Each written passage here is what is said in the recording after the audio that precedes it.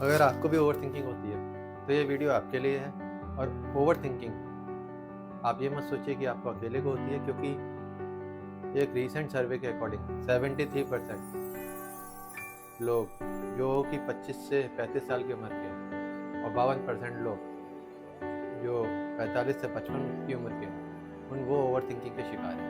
इस वीडियो में बताऊंगा ऐसे 3 सिंपल हैक जिसके थ्रू आप ओवर थिंकिंग को आसानी से ओवरकम कर पाएंगे। उसमें पहला हैक है जर्नलिंग। आप अपने पास एक छोटी सी नोटबुक अपने पास रखें या फिर मोबाइल के ही नोट पैड पर आप लिखें।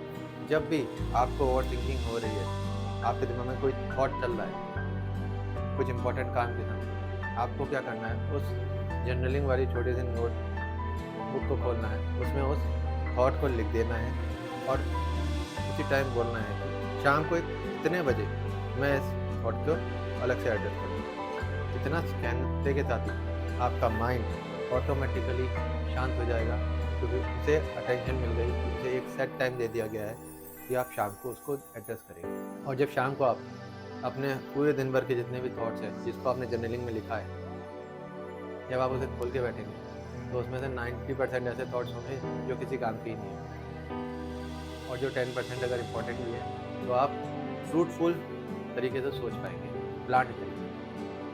हैक नंबर 2, रिफ्रेम कर देना।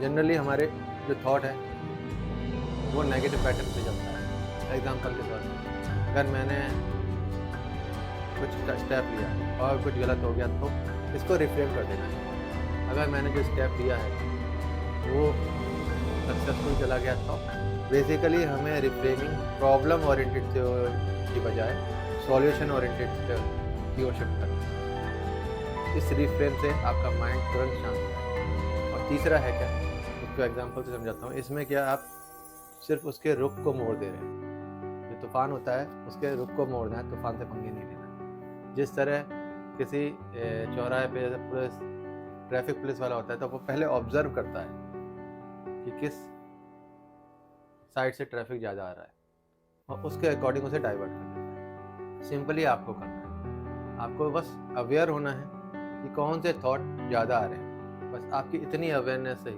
आपका माइंड शांत हो जाएगा।